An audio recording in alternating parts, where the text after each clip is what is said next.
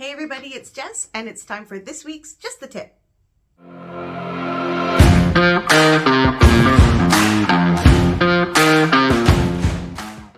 Have you ever heard the phrase, success consists of going from failure to failure without loss of enthusiasm? That's Winston Churchill, by the way. Here's how it applies to your reselling business. See, in reselling, we take all kinds of small risks, like you do in any business. And sometimes those risks lead to mistakes. We buy stuff we know nothing about. We sometimes overpay for inventory. We do a shitty job of packaging something and it breaks. These things happen. We list something too low and it sells too fast. Oh, I hate when that happens. Or maybe you're new at reselling and you weren't aware of platform fees and what they could do to your profit margins. And you're realizing you're putting a lot into this and not getting a whole lot of money out.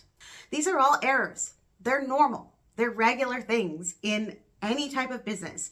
And sometimes these things happen more than once. You fail, you try something else, you fail again, you try something else again. It's a normal cycle. But the key is staying positive and building momentum and excitement from those failures so you become super freaking confident at what you do in reselling. It's important. Mistakes build character. If you don't have some screw ups to look back on, like, first of all, you're a robot. Why are we even talking? Second, it's harder to know how to do things right. You gotta screw it up first so you can get it right later. Nothing wrong with that. So here's what I want you to do this week. Go screw something up. Should you buy that $5 trinket at Goodwill? Don't ask the internet. Oh, can I just rant for just a second? These people who are at like a Goodwill and they post a picture of something with a price tag and it's like $3.99 and they're like, should I buy this? It's $3.99. Yeah, buy it. You'll be okay. If you lose money on it, you lost $3.99. It's all good. Don't worry about it. It was $5, $4, $10, $50, and you learned something.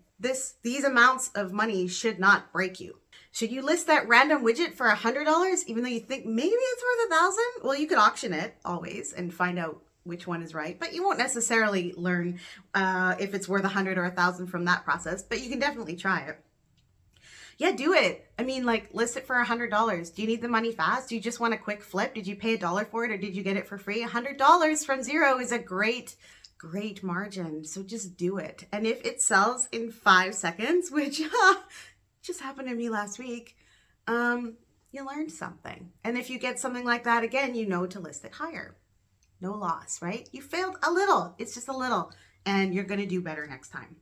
Maybe you're afraid of shipping things that are fragile. I hear this a lot, especially from new resellers. It's really scary to ship fragile things. I have to admit, I am scared to ship fragile things. Johan does like all of it. So watch a YouTube video, learn how it's done. If you've got like an expensive teacup or like something fragile or difficult to ship that you think is going to sell well online as opposed to locally, figure out how to ship it. And you know what? If it ends up breaking, even though you tried your very best, you tried. You learned something. You'll be able to do a better job for next time. We tried multiple different ways of shipping comic books when we first started selling. And the first 3 or 4 things that we did not work. We had no interest in spending $3 per Gemini mailer to get those special comic book mailers. We weren't going to do that. We had to figure out another way that would be solid. And we figured it out. It's turning wine boxes inside out. You can make 2 comic mailers out of each one and they are virtually indestructible. We almost never have problems, but it took us quite a bit of experimentation to figure that out. A few failures, a couple of upset buyers, and a learning experience so that we could do better for our customers next time. Early in our reselling days, we actually shipped a $400 teacup to Singapore by surface mail. It got there. You know what I'm screwing up right now? Selling turtles. Yeah, I have hundreds, maybe 1,000 turtles from a client. And, you know, we've sold like penguins, a big collection of penguins in the past, and they've done really well. So we thought the turtles, this is going to be fun. There's like stone turtles and wood turtles and ceramic turtles and hand-painted turtles and turtle paintings and turtle carvings and all kinds of cool turtle things. And I cannot sell the turtles. Cannot sell a turtle. I think I'm failing. I think I'm failing at this. But you know what? I'm also learning. I'm learning that I guess turtles not so popular as dragons or even penguins. And I also don't know enough about the materials that they're made of to really be able to sell them well. So I don't know what kind of wood something is made of, or I don't know what kind of gemstone it is, or I have to sort of guess.